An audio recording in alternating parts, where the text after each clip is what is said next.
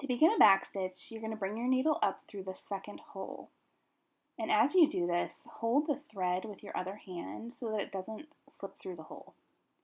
So then you're going to put your needle down through the first hole, and that is a backstitch. So continue going along the line, bringing your needle up through the third hole and down through the second. And there you go, there's your second stitch. Just continue this pattern of going up through the next hole and down through the previous.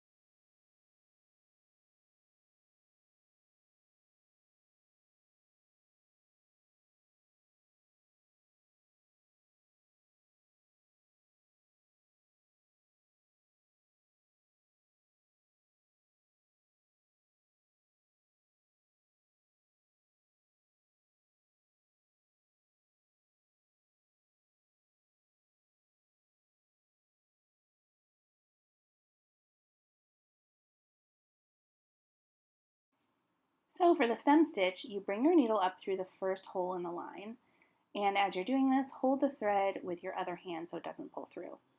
Then take your needle down through the third hole, so you skip one. And as you skip it, you hold down the thread so that you can come back up through the second hole and take your thread above that line. So go down through the next open hole and then up through the previous hole. And as you're doing that, you hold the thread so that your needle always comes on the upper side of the line.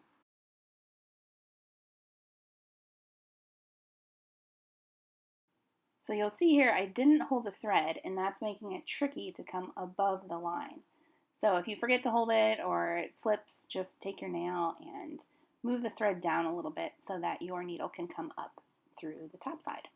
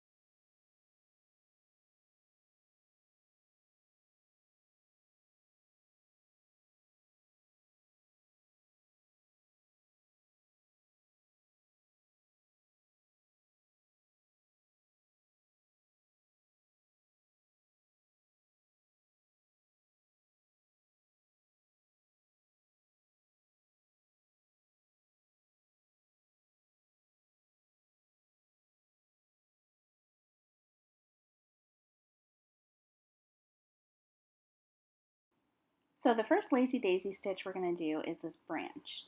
So to begin, I like to backstitch all the way up the stem, and then we're going to start our first lazy daisy stitch at the tip.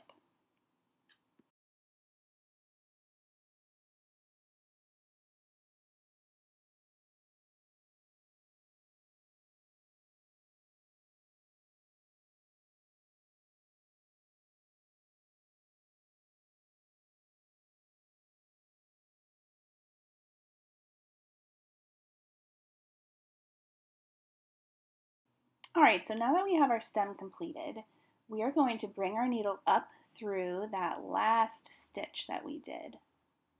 So take your needle up here, and then we're actually going to go back down through that same hole. So holding the thread with your thumb, take your needle back down, and once you do that, you'll have a loop. So we're going to do that top leaf, come up through that top hole, grab your loop, pull tight, but not too tight, and then put your needle down through that top hole. And that is the first lazy daisy stitch.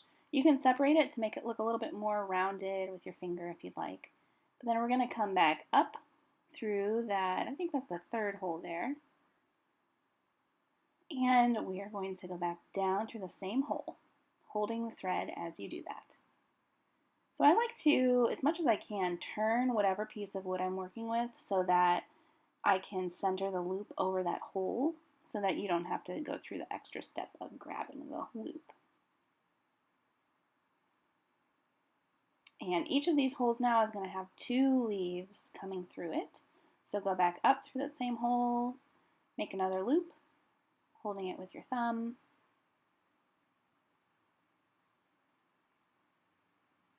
and then come back up through the tip of the leaf and pull it tight and go back down.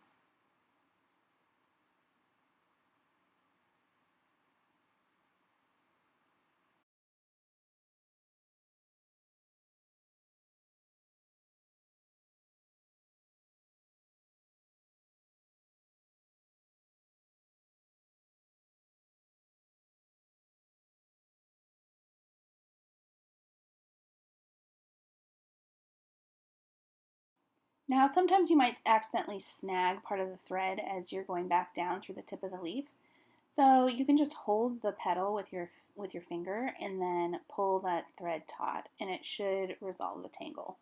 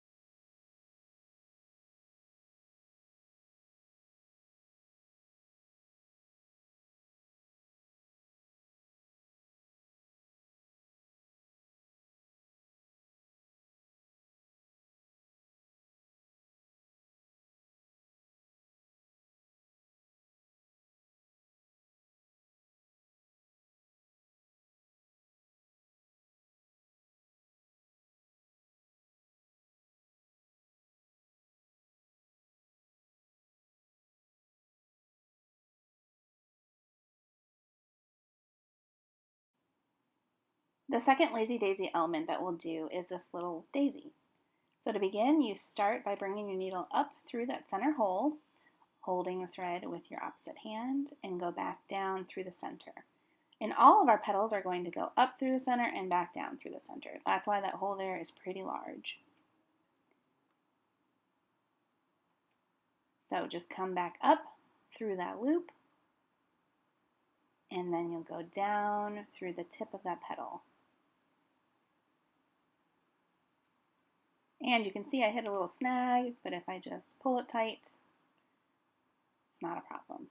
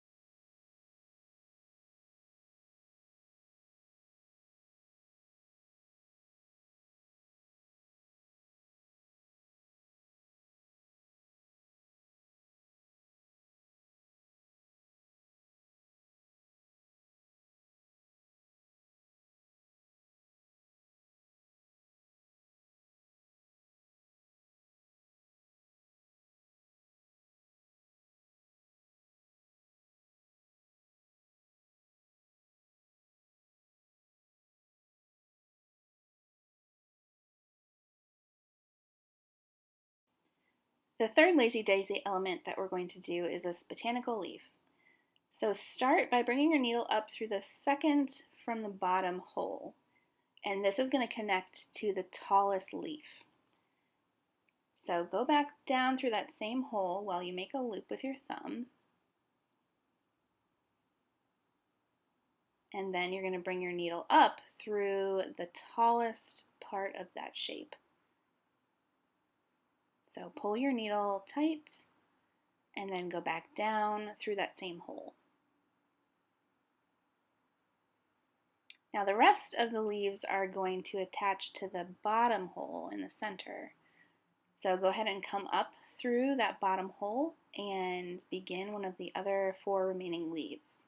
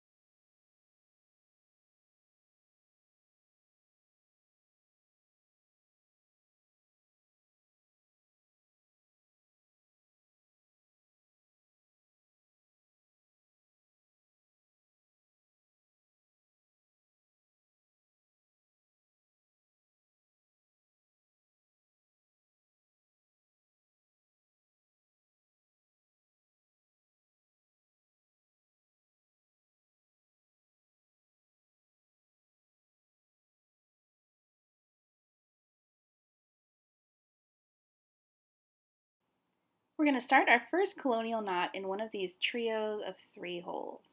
So the first stitch is always the hardest because you're holding the thread with your left hand on the back, and then you're going to need to loop with your right hand and also use your left hand. So don't be afraid if it takes you a couple tries to get it down. So with this stitch, the trick is the looping around the needle. So what you do is you first bring your needle under the thread like that, and with your right hand hold it still, and with your left hand twist over the needle. Then as you're going down through the hole, you gently pull tight with your left hand so that there aren't any tangles as you pull tight with your right. So come up through the hole, loop it under, hold it with your right pointer finger, loop it over with your left hand, pull it tight, and then push it through the hole.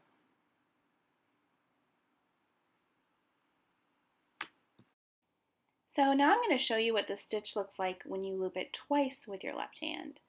So you come up through the hole, scoop your needle under the thread, hold it with your pointer finger, and with your left hand you're going to loop it once and then twice. And go back down through that hole and pull it gently through. And as you can see, it makes a slightly larger knot. And I like to use this stitch when I'm doing the center of flowers, or if I just want more of like a little rosebud look, I'll use this one.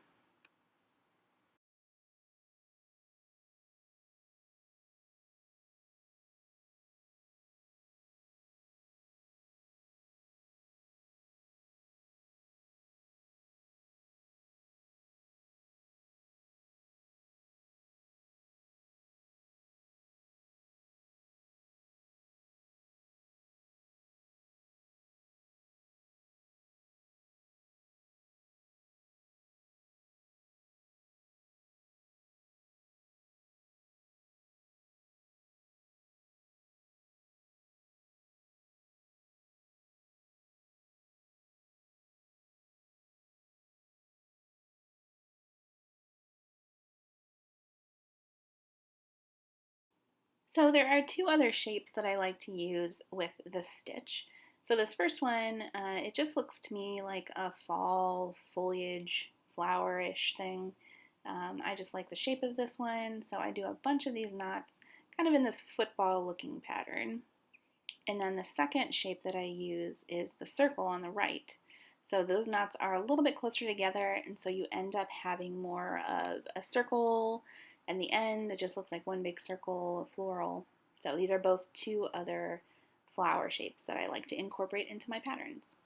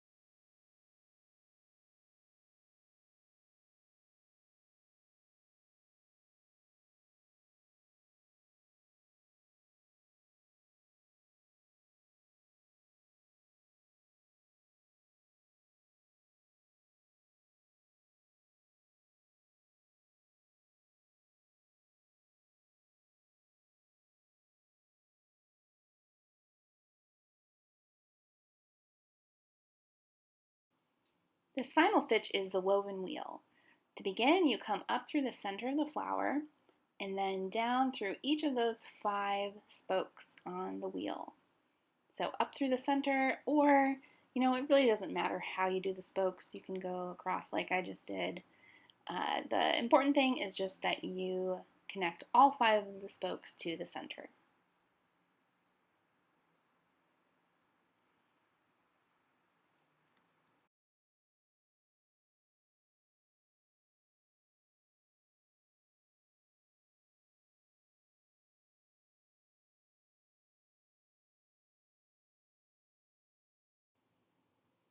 So now that we have all 5 spokes done, we're going to come back up through the center. And I try to make sure I grab a little bit of the thread on the back so that we don't undo the last stitch we did. So you're going to begin weaving now around the spokes. You're going to go over and under. So I just did under that one. I'm going to go over the next spoke and then under that 3rd spoke. So we're going to go over the next and under the 3rd. And you're going to keep just doing this around the circle until it all fills up. A quick tip for the woven wheel stitch is if a pattern has this floral in it, I usually start with this stitch because as you can see, your needle slides along the pattern, and if you've already done a lot of other stitches, it is just hard to bring your needle up without snagging any of the stitches. So if you have one of these florals, I recommend always starting this as your first stitch.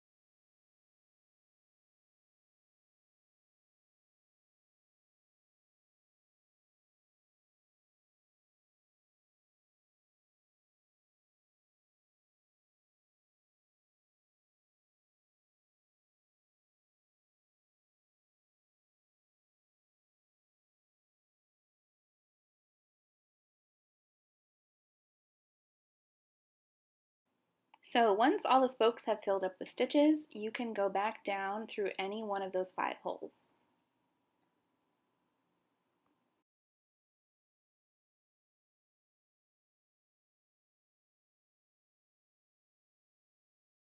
Then I like to take my thumb and just kind of spread out the petals so that the holes of the spokes are covered.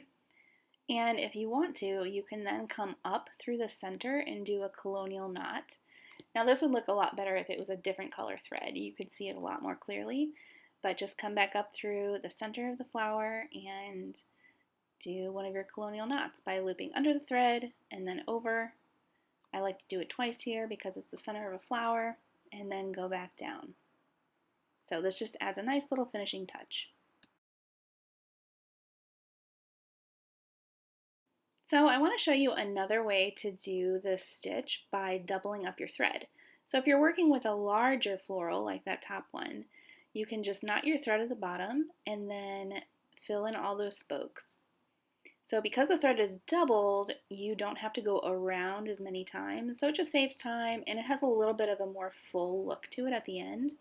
And I would recommend starting with a little bit more thread than I did here. In the end, I kind of run out and wish I had a little bit more to cover the spoke holes.